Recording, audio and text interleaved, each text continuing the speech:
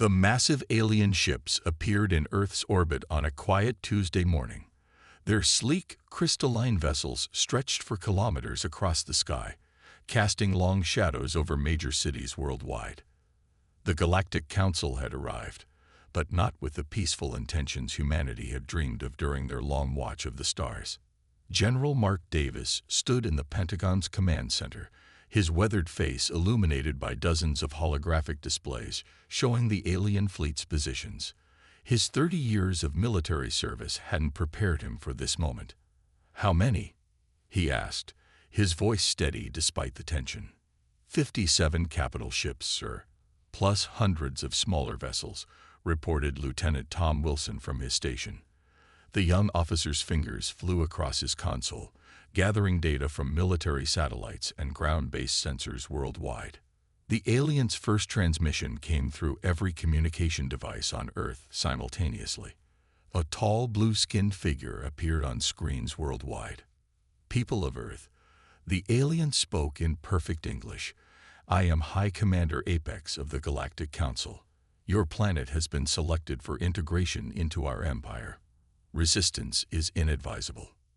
In the United Nations emergency session, world leaders gathered to address this threat. President Anna White of the Global Defense Alliance stood at the podium, her gray hair and stern expression reflecting decades of diplomatic experience. "We've prepared for this day," she reminded her colleagues. "Operation Silent Shield is ready." For 50 years, humanity had hidden their true technological capabilities. While showing the world basic space stations and conventional weapons, they had secretly built a network of advanced defense systems throughout the solar system. Stealth satellites, quantum-powered shields, and weapons that could tear apart space-time itself, all concealed from prying alien eyes. High Commander Apex grew impatient with Earth's delay in responding. His second message was more direct. "You have 2 Earth hours to surrender your planet's sovereignty. After that, we will begin military operations to secure compliance." In the Pentagon, General Davis received the authorization codes from all major world governments. He turned to his staff, a grim smile on his face. "Send our response." The message was brief. "No." Apex's laughter echoed through the transmission. "Then you choose extinction.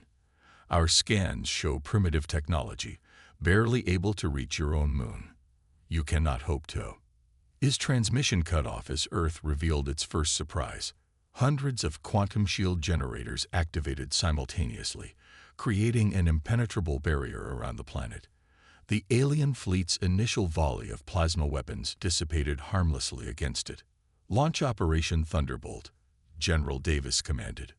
From hidden silos in the Himalayas, underwater bases in the Pacific, and crater facilities on the far side of the moon, Earth's true military might emerge. Advanced fighters soared into space, their hulls made of materials that absorbed enemy scanning beams. Orbital defense platforms decloaked, their weapons already locked on target. The alien fleet's formation broke as Earth's forces struck from all directions. Their supposedly superior ships proved vulnerable to humanity's quantum-tipped missiles and gravity disruption beams. 3 Council warships exploded in the first minute of combat. In his flagship, High Commander Apex watched in horror as his carefully planned assault fell apart. "Impossible," he shouted as another explosion rocked his vessel. "Their technology. They hid it from us." "How?" The battle for Earth's orbit lasted just 17 minutes. When it ended, 13 Council ships had been destroyed. 27 were severely damaged, and the rest were retreating to the edge of the solar system.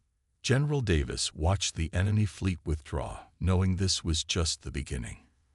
He turned to his staff, his voice firm and clear. "Send word to all commands. Execute Phase 2.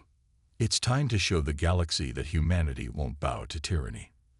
As the sun set over Washington that evening, citizens watched the sky where brief flashes marked continuing battles at the edge of space. Humanity had survived its first major interstellar conflict, but everyone knew the Galactic Council wouldn't accept this humiliation quietly. Earth had just entered a new era. No longer would they pretend to be a primitive species. The time for hiding was over. Now was the time to show the galaxy exactly what humans could do. And somewhere in deep space, High Commander Apex prepared his report to the Council, knowing that his failure would shake the foundations of galactic politics. Earth wasn't just another primitive world to be conquered. It was a sleeping giant that his actions had just awakened. The real war was about to begin. The Galactic Council's response to their humiliating defeat came 3 days later. This time, they didn't bother with ultimatums or threats. Hundreds of warships emerged from hyperspace simultaneously, forming a sphere around Earth's solar system. Unlike the first wave, these ships were built for pure combat. Angular, dark vessels bristling with weapon ports and protected by layered shields. In the Global Defense Command bunker beneath Mount Everest, General Davis studied the tactical display. "They learned from their first mistake," he muttered. "They're not underestimating us this time." The alien fleet's new commander, Supreme War Master Rex, broadcast his message across space. "Your defiance ends today. The Council has authorized maximum force. Surrender now, or we will destroy every military installation on your planet." On the command deck, Intelligence Officer Jane Cooper analyzed the enemy formation. "They're positioning for a multi-vector assault," she reported. "But they don't know about Defense Plan Delta." General Davis nodded. "Execute the plan. Let's show them what else we've been hiding." The Council fleet launched their attack with overwhelming force. Thousands of energy beams and plasma torpedoes streaked toward Earth. But as their weapons approached, something unexpected happened. The moon shimmered and vanished. In its place appeared an enormous battle station, its surface covered with weapon emplacements and shield generators. Earth's greatest secret weapon. They had hollowed out and weaponized their own moon decades ago. "Luna Base, you have weapons free," Davis commanded. The transformed moon opened fire. Massive gravity beams reached out across space, crushing alien ships like empty soda cans. Quantum disruptors tore holes in reality itself, swallowing entire squadrons of enemy vessels. War Master Rex's flagship rocked with nearby explosions. "Impossible," he roared. "Their level of technology. This violates all known development patterns." But Earth wasn't finished revealing its secrets. From beneath the Pacific Ocean, massive platforms rose into the sky, carrying squadrons of advanced fighters. The Mariana Space Elevator, hidden for years under holographic camouflage, activated and began launching waves of human warships. Officer Cooper's console lit up with new data. "Sir, they're trying to target our population centers." "Activate the city shields," Davis ordered calmly. As alien weapons descended toward Earth's major cities, shimmering domes of energy appeared above them. The Council's attacks splashed harmlessly against these barriers, which had been disguised as normal atmospheric phenomena for years. In orbit, the battle turned into chaos. Human ships, though fewer in number, demonstrated combat tactics the Council had never seen. They phased through solid matter, split into multiple copies, and fired weapons that seemed to bend the laws of physics. "How are they doing this?" War Master Rex demanded as another squadron of his ships vanished into a human-made singularity. Their technology shouldn't be possible. The answer was simple. Humanity had been preparing for this moment for generations. While showing the galaxy a facade of primitive technology, they had pushed the boundaries of physics and engineering in secret underground facilities around the world. 6 hours into the battle, the Council fleet's formation began to break. Their rigid military doctrine couldn't adapt to Earth's unconventional warfare. Ships started retreating in growing numbers as their commanders realized the full extent of their miscalculation. General Davis watched the enemy fleet scatter. "Send the message," he ordered. Every remaining Council ship received the transmission. "This was your final warning. The next time you enter our solar system, we won't show restraint." In the aftermath, as damage reports came in, Officer Cooper approached the general. "Sir, intercepted communications show the Council is in chaos. They never expected this level of resistance." Davis looked at the tactical display, where dots representing retreating alien ships stringed away from Earth. They thought we were primitive because we chose to appear that way. Now they know better. He turned to his staff. Begin Phase 3 preparations. It's time to take the fight to them. Across Earth, citizens emerged from shelters to see the evidence of battle in the sky. Debris trails from destroyed ships burning up in the atmosphere, creating artificial meteor showers. Humanity had won its second major space battle, but everyone knew the war was far from over. The Galactic Council had just learned a harsh lesson. Appearances can be deceiving, and humanity was nobody's prey. They had awakened a giant, and now they would face the consequences. Phase 3 was about to begin. And this time, Earth would be the aggressor. In the depths of the Atacama Desert, behind holographic camouflage and quantum shields, lay humanity's greatest secret.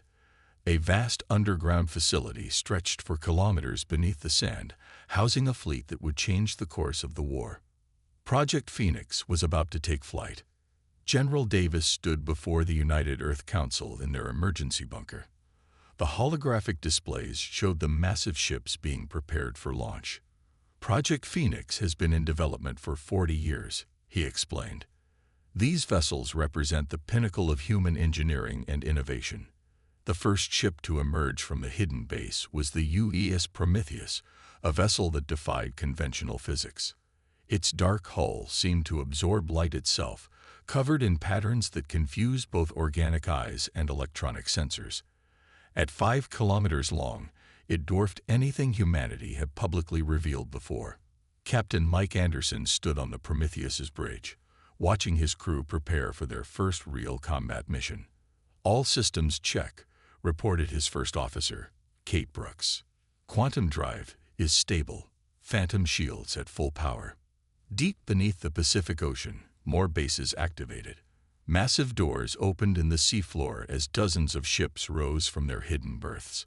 Each vessel represented a different approach to space warfare, some built for speed, others for stealth, and some carrying weapons that could reshape reality itself. The Council thinks they know our capabilities, Anderson addressed his crew. They're wrong. Project Phoenix isn't just about ships. It's about showing the galaxy what humanity can really do. The fleet assembled in high orbit, hidden behind the moon's sensor shadow. 50 ships, each more advanced than anything the Council had ever encountered.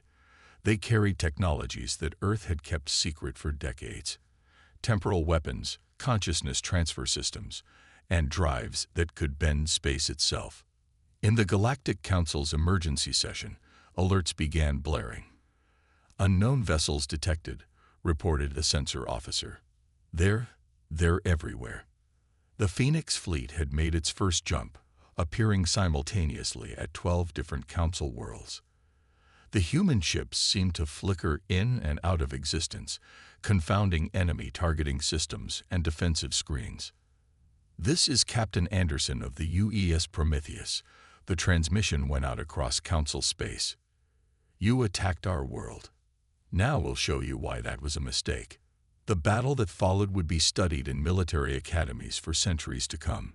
Human ships phased through solid matter, split into multiple copies, and fired weapons that turned space itself into a weapon.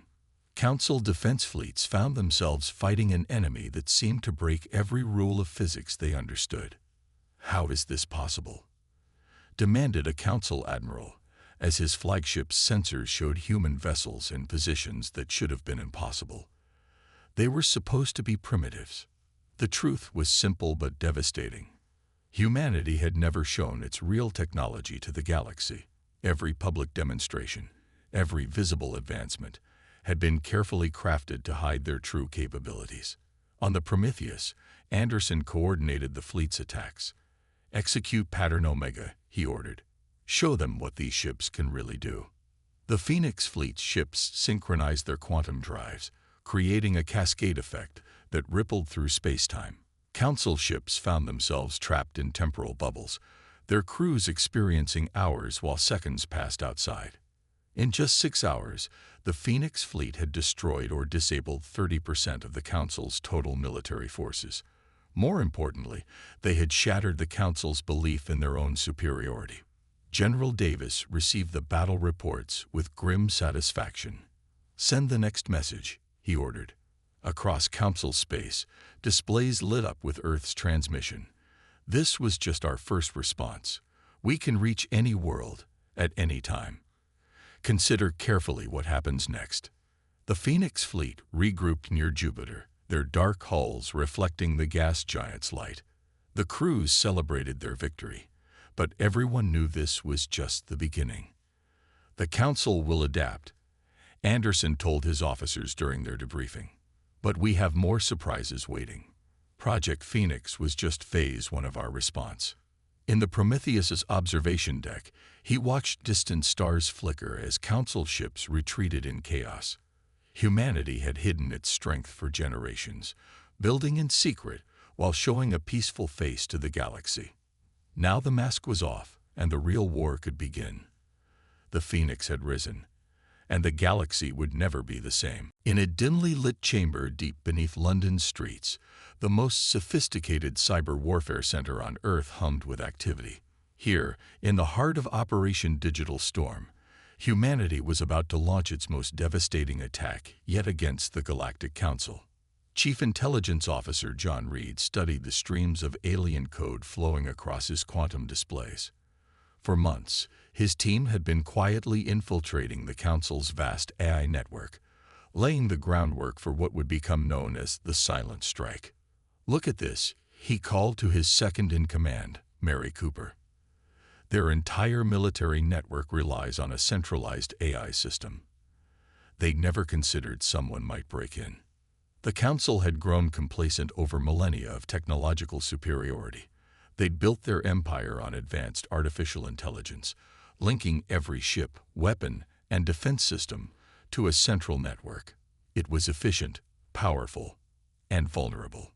"The virus is ready," Mary announced, her fingers dancing across the holographic interface.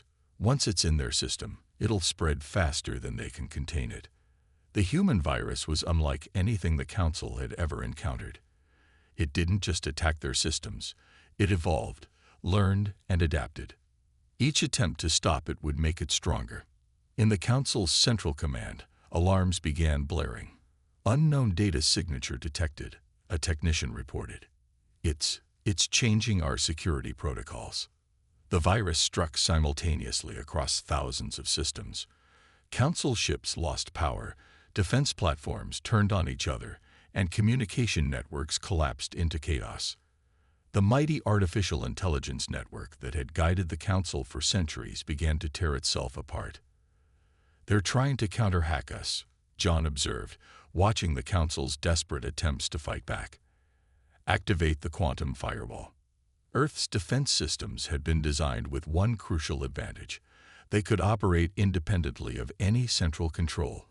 Each unit had its own isolated systems, making them immune to the kind of cascade failure now crippling the Council. High above Mars, Captain Anderson watched from the Prometheus as enemy ships drifted powerless in space. "They really did it," he muttered. "The cyber team actually did it." The Council's response was predictable. They tried to shut down their entire network.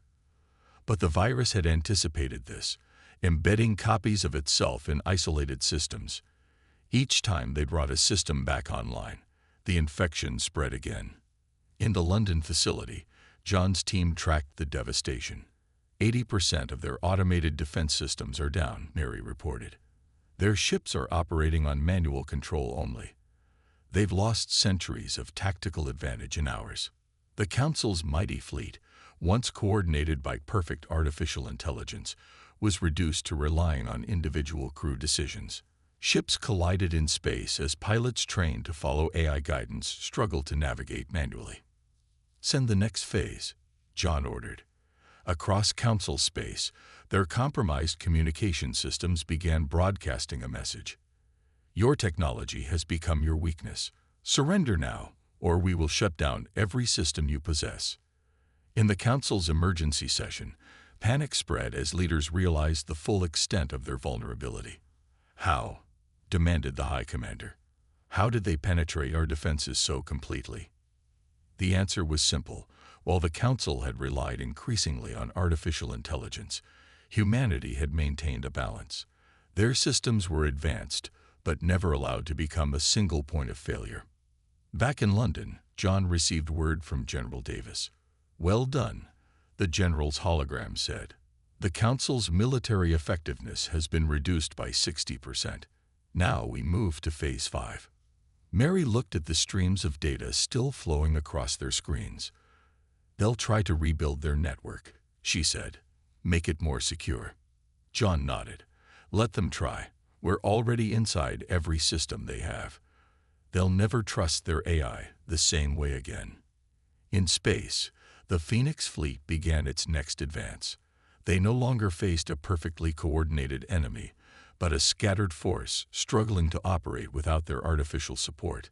The intelligence war had been won not through brute force, but through careful planning and understanding of the enemy's greatest weakness. Their over-reliance on technology, they thought, was invincible. As the Council scrambled to respond, humanity prepared for the next phase of their campaign. They had shattered not just the Council's military capabilities, but their confidence in their own technological superiority. The war was entering a new phase, and Earth held the advantage. Admiral Peter Stone stood on the bridge of the UES Prometheus, watching as his fleet emerged from quantum space near the Council's primary military shipyard. The massive installation orbited a dying star, its sprawling structures capable of producing thousands of warships. "They still haven't restored their automated defenses," reported Lieutenant Ryan Morris from Tactical. "Minimal resistance expected." Stone allowed himself a small smile. 3 weeks had passed since Earth's cyber attack devastated the Council's AI network. Now it was time to press their advantage. "All ships, execute Battle Plan Thunder," Stone commanded. The human fleet split into 3 groups, each targeting different sections of the shipyard. Without its AI coordination, the Council's defensive response was sluggish and disorganized. The first shots of the battle weren't weapons fire, but specialized electromagnetic pulses that shut down what remained of the shipyard's automated systems. Council crews scrambled to manual stations, but they'd grown too dependent on their machines. "Look at them," Ryan observed. "They can barely operate their own weapons without computer assistance." Stone watched as his fleet methodically dismantled the Council's defenses. The Phoenix ships moved with perfect coordination, their crews trained to fight both with and without technological aid. Each vessel operated independently, but as part of a greater whole. Inside the shipyard, panic spread among the Council workers. Their mighty installation, once considered impregnable, was being torn apart by ships that seemed to appear and disappear at will. Human vessels phased through solid walls, emerged from artificial micro-wormholes, and fired weapons that ignored conventional shields. "Sir," called out Communications Officer Helen Ward, "we're intercepting their distress calls. They're begging their high command for reinforcements." Stone nodded grimly. "They won't come. We've hit 6 other military targets simultaneously. The Council's forces are scattered across their territory, trying to defend against attacks they can't predict." The battle for the shipyard lasted less than 2 hours. When it ended, humanity's most advanced manufacturing facility lay in ruins, its destruction a clear message to the Council. Nowhere was safe. On Earth, General Davis received Stone's victory report with satisfaction. "Phase 5 is proceeding as planned," he told the United Earth Council. "The Council's military infrastructure is crumbling. They can no longer effectively coordinate their forces or replace their losses." The human strategy was brutally effective. While the Council tried to defend everything, Earth's forces struck key targets with overwhelming force. Their ships appeared without warning, destroyed their objectives, and vanished before a response could be organized. "Admiral," Ryan called out, "long-range sensors detect Council ships approaching. Looks like they finally organized a counterattack." Stone studied the tactical display. "Too late.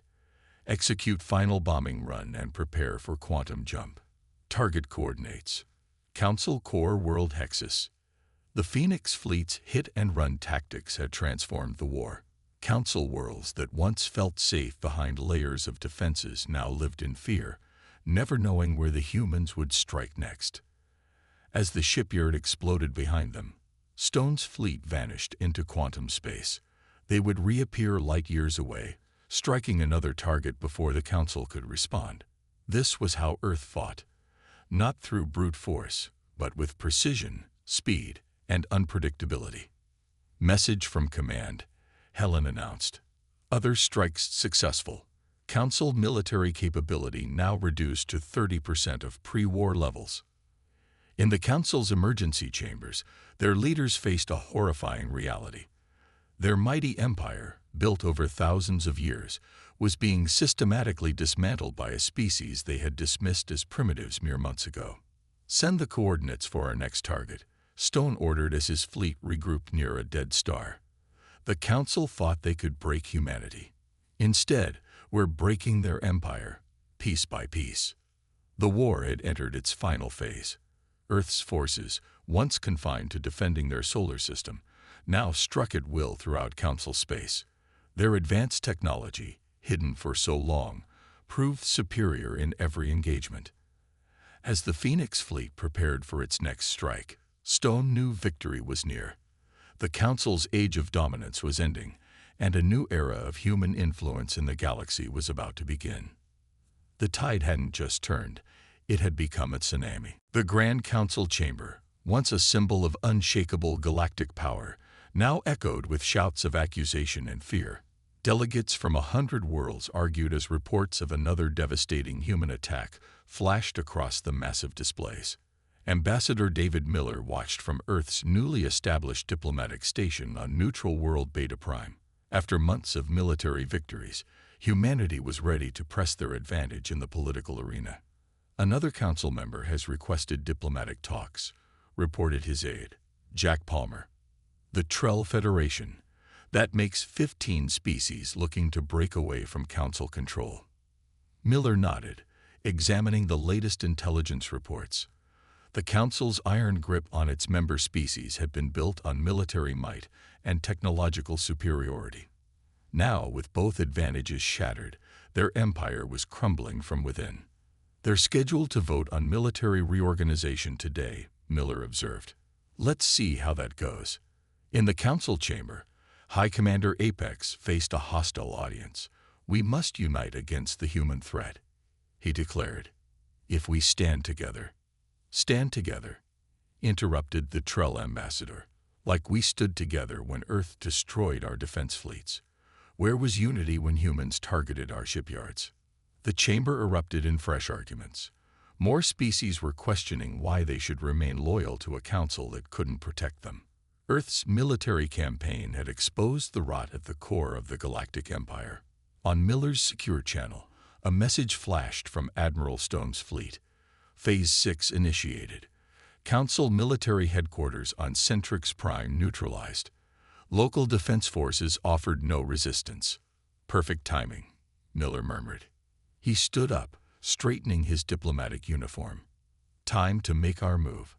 The ambassador's hologram appeared in the council chamber, causing immediate silence. Humanity had never addressed the full council before. "Honorable delegates," Miller began, his voice calm but firm. "You face a choice. Continue following leaders who led you into a disastrous war, or embrace a new future. Earth offers alliance to any species willing to reject council authority."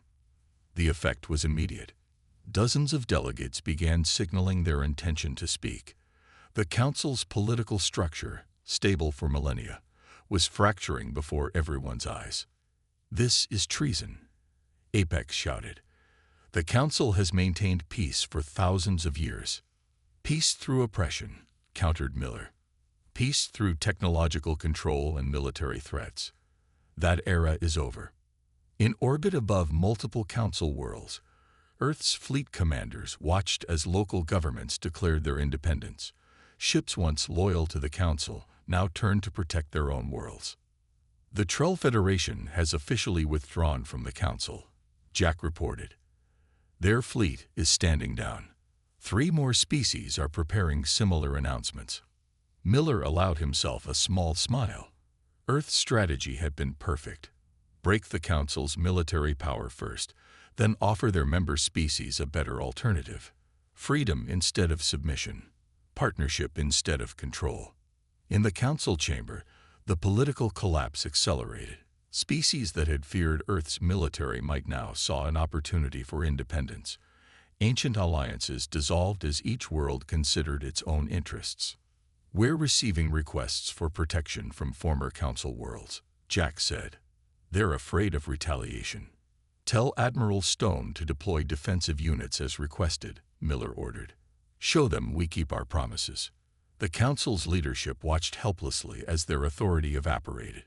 Centuries of control through superior technology and military power meant nothing now that both advantages were gone. Miller addressed the chamber again. "Earth proposes a new galactic order. Not an empire, but a confederation of equals. Those who join us will share in our technological advancement. Those who oppose us, well, you've seen what we can do." The message was clear. Humanity offered both the carrot and the stick, partnership or destruction. After months of watching Earth's military devastating Council forces, most species chose wisely. As the day ended, Miller reviewed the results with satisfaction. Over 30 species had declared independence from the Council. The mighty empire was collapsing not just militarily, but politically. "Send word to Earth," he told Jack. "Phase 6 completed successfully. The Council's political structure is breaking apart. Prepare for final phase." The Galactic Order was being remade, not just through force of arms, but through the promise of a better future.